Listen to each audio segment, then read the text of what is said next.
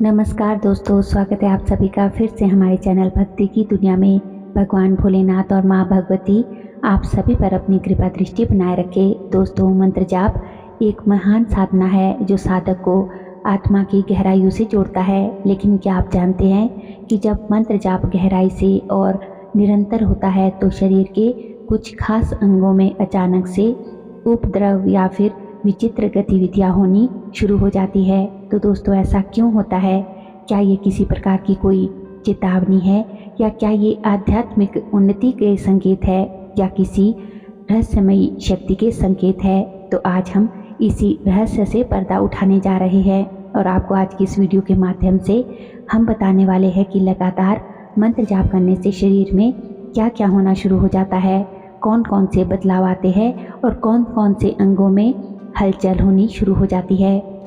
आज की हमारी वीडियो बहुत ही महत्वपूर्ण होने जा रही है, इसलिए वीडियो को बिना स्किप किए हुए अंत तक ज़रूर देखिएगा। अगर आप वीडियो को स्किप कर करके देखते हैं या फिर आधी अधूरी वीडियो देखकर छोड़कर चले जाते हैं तो आपको जानकारी भी आधी अधूरी ही मिलेगी।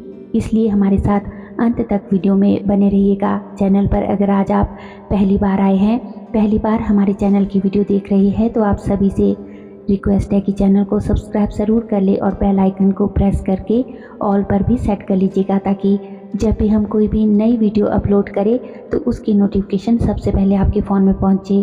वीडियो पसंद आए तो वीडियो को लाइक करें, कमेंट करें और ज़्यादा से ज़्यादा अपने दोस्तों और रिश्तेदारों के साथ शेयर भी करें। तो चलिए वीडियो में देरी ना करते हुए आगे बढ़ते हैं। दोस्तों, जब हम बार बार मंत्र का उच्चारण करते हैं तो हमारी चेतना बदलने लगती है। सूक्ष्म ऊर्जा शरीर के अंदर सक्रिय होती है और यही ऊर्जा शरीर के कुछ अंगों पर अपना प्रभाव डालती है। यह प्रभाव उपद्रव की तरह प्रतीत हो सकते हैं, लेकिन ये साधना का ही एक हिस्सा होते हैं जिसे आप और हम इस वीडियो के माध्यम से समझेंगे। ठीक है, तो पहला अंग है दोस्तों, वो होता है मस्तिष्क। मंत्र जाप के दौरान जब ध्यान अत्यधिक गहरा हो जाता है तो मस्तिष्क की तरंगे यानी कि ब्रेन वेव्स धीमी हो जाती है। इसमें साधक को कभी कभी ऐसा लगता है जैसे कोई झटका लगा हो या फिर किसी और शक्ति ने मस्तिष्क को छुआ हो। सिर में तेज कंपन, झटके लगने जैसा एहसास, सर में कभी कभी भारीपन और कुछ समय के लिए विचारों का रुख सा जाना, ऐसे अनुभव साधक के साथ हो सकते हैं, जो कि आज्ञा चक्र के सक्रिय होने का संकेत होता है। यह अनुभव यह भी बताता है कि आपकी मानसिक ऊर्जा का पुनः संयोजन हो रहा है। दूसरा अंग होता है आंखें। साधक को अपनी आंखों में बार बार एक फड़कन का एहसास होता है, जैसे पलकें बार बार फड़क रही है या फिर आंख उसकी फड़क रही है। आंखों से अचानक से आंसू बहने लगते हैं। आंखों में हल्की हल्की जलन के साथ हल्का हल्का सा दर्द भी महसूस होता है। इसके अलावा आपको तेज रोशनी का या फिर कई प्रकार के रंग भी आपको दिखाई देते हैं। यह आपकी तीसरी आंख यानी कि दिव्य दृष्टि के जागृत होने की प्रक्रिया होती है, यानी कि आपका आज्ञा चक्र सक्रिय हो रहा है। कभी कभी साधक को दिव्य प्रकाश, देवी देवताओं की आकृतियाँ, उनकी छवि या फिर पारलौकिक जगत की छवियाँ भी दिखाई दे सकती है। तो इस प्रकार की चीज़ें जो है आपको अपने अंगों में दिखाई दे सकती है। अगला तीसरा अंग है दोस्तों आपके कान। आपको अपने कानों में गर्माहट महसूस होने लगती है। लगातार मंत्र जाप करने से जब मंत्र की ऊर्जा शक्ति बढ़ती है तो कान आपके तेज, गर्म और लाल हो जाते हैं। आपको अपने कानों में संगीत, घंटी, ओम, शंख की ध्वनि या फिर झनकार जैसी ध्वनि सुनाई देती है, जो कि कहीं बाहर से नहीं आती।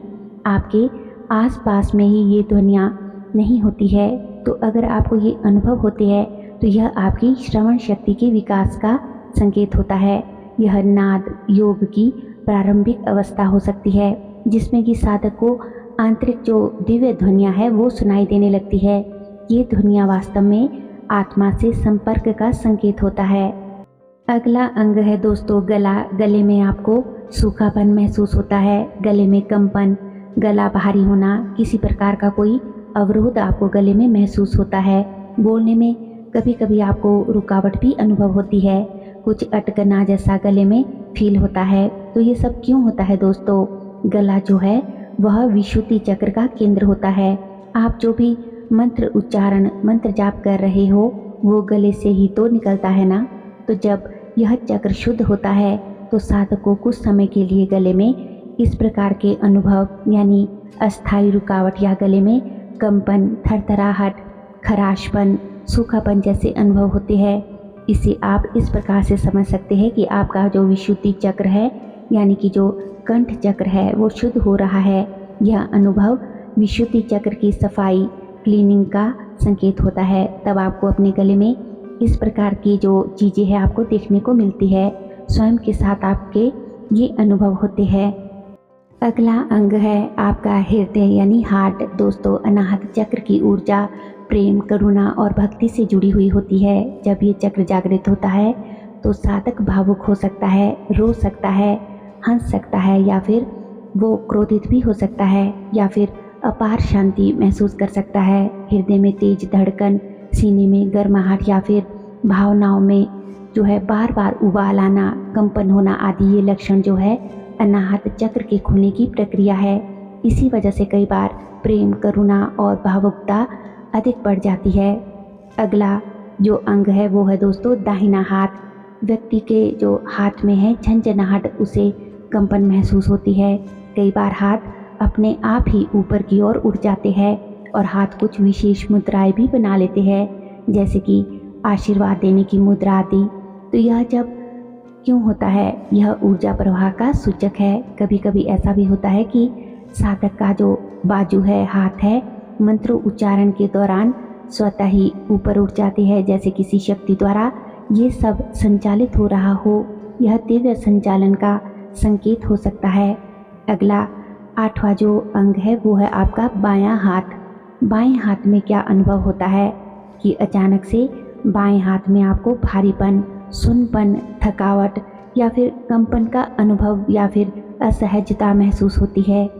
यह शरीर से नकारात्मक ऊर्जा के बाहर निकलने का रास्ता बनता है। बायां भाग ग्रहणशील होता है, इसीलिए साधना के दौरान वहां असहजता दिख सकती है। अगला 8वां अंग है आपकी रीढ़ की हड्डी। अगला जो अंग प्रभावित होता है निरंतर मंत्र जाप करने से दोस्तों वो होती है आपकी पीठ में रीढ़ की हड्डी, जहां पर आपको गर्माहट और गर्म लहरें जैसे ऊपर नीचे की ओर जा रही हो उस तरह का महसूस होता है। साथ ही में हल्की हल्की झंझनाहट या फिर कंपन, वाइब्रेशन महसूस होना, ऐसे अनुभव आपको होते हैं। इसी पॉइंट में दोस्तों कुंडलिनी शक्ति जब जागृत होती है तब यहाँ से ऊर्जा ऊपर की ओर बढ़ती है, तो आपको अपनी ही रीढ़ के आसपास स्पंदन महसूस होता है, जो साधक के लिए एक महत्वपूर्ण मोड़ होता है। अगला 9वां अंग है नाभि के आसपास का क्षेत्र, जहाँ पर आपको नाभि में खिंचाव, कंपन महसूस होता है और आपको पाचन संबंधी समस्याओं का सामना करना पड़ सकता है, जैसे पेट में गैस, अपच, मरोड़ या पेट में हल्का हल्का दर्द। तो जब शरीर का ये अंग प्रभावित होता है तो यह मणिपुर चक्र की सफाई काया सक्रियता को दिखाता है। यह मणिपुर चक्र की गतिविधि है जो आत्मविश्वास और आंतरिक शक्ति से कनेक्ट होती है। यह चक्र आपके आत्मबल, निर्णय लेने की शक्ति और आत्मविश्वास को प्रभावित करता है। अगला 10वां अंग है दोस्तों आपके शरीर में आपकी जांघें। अपनी जांघों में भी साधक को कंपन और कमजोरी का, शरीर का हिलना, टांगों में, जांघों में वाइब्रेशन फील होती है। जब आप मंत्र जाप बहुत ज़्यादा देर तक बैठकर करते हैं, ध्यान में बैठे रहते हैं, तो टांगे, जांघों के आसपास जो है आपको सुन्नपन देखने को मिलता है। जांघें जहाँ स्थायित्व वह संतुलन का प्रतीक है। मंत्र जाप के दौरान यदि साधक असंतुलित होता है तो वहाँ कंपन अनुभव होता है, जैसे कि शरीर ऊर्जा से जूझ रहा हो। अगला 11वां अंग है आपके पैरों के तलवे। दोस्तों आपके पैर और पैरों के तलवों में आपको एक तीव्र गर्माहट, जलन, चुभन या फिर कंपन की सी लहरें महसूस होती है। ऐसा भी आपको फील होता है कि मेरे पैर जो है सुन्न हो गए हैं और पैरों में कोई सुइया चुभा रहा है। यह पृथ्वी से जुड़ने और ऊर्जा के ग्राउंडिंग का हिस्सा होता है। कई बार नकारात्मक ऊर्जा पैरों से ही बाहर निकलती है, जिसकी वजह से भी साधक जो है अपने पैरों में थकान, झंझनाहट या फिर वाइब्रेशन, कंपन महसूस करता है। अगला 12वां अंग है पीठ का ऊपरी भाग। दोस्तों पीठ के ऊपरी भाग यानी कि कंधों में आपको अपने भारीपन और झंझनाहट जैसा महसूस होता है। कई बार आपको अचानक से ऐसा भी लगता है कि कंधों पर जैसे किसी ने हाथ रख दिया हो या फिर वहाँ पर मुझे किसी ने स्पर्श किया हो। यह अक्सर पीछे से सुरक्षा या चेतावनी का संकेत माना जाता है। कई बार दैविक शक्तियाँ या नकारात्मक शक्तियाँ वहाँ प्रकट होती है और साधक उन्हें अपनी पीठ या अपने कंधों पर महसूस करता है। अगला 13वां जो आपके शरीर का अंग है वो है आपकी जीभ। जीभ में भी आपको भारीपन होना, कंपन फील होना या ऐसा होता है कि मंत्र जब खुद ब खुद ही उच्चारित होने लगते हैं। जैसे इस प्रकार के अनुभव साधक को होते हैं जब वह लगातार कई घंटों तक मंत्र जाप लगातार करता रहता है। तो ये बहुत ही शुभ संकेत है जो कि सिद्धि की ओर आगे बढ़ने को इंगित करता है। जब साधक की साधना सही होती है, सटीक होती है, तो कई बार मंत्र जो है स्वतः ही साधक की जीभ पर आ जाता है, जिसे स्वतः मंत्र सिद्धि कहते हैं। इसमें साधक जो है स्वयं शांत और योग निद्रा की मुद्रा में होता है, लेकिन जो मंत्र है वो स्वयं उसके अंदर जो है भीतर चल रहा होता है। दोस्तों, मंत्र जाप केवल शब्दों का खेल नहीं है, यह ऊर्जा की एक तीव्र धारा है और जब ये धारा बहने लगती है तो शरीर के ये 13 अंग सबसे पहले उसका असर महसूस करते हैं। तो अगली बार जब साधना में आपको कोई विचित्र अनुभव हो तो बिल्कुल भी डरे नहीं। आप यह बात समझे कि आप आध्यात्मिक मार्ग पर आगे बढ़ रहे हैं।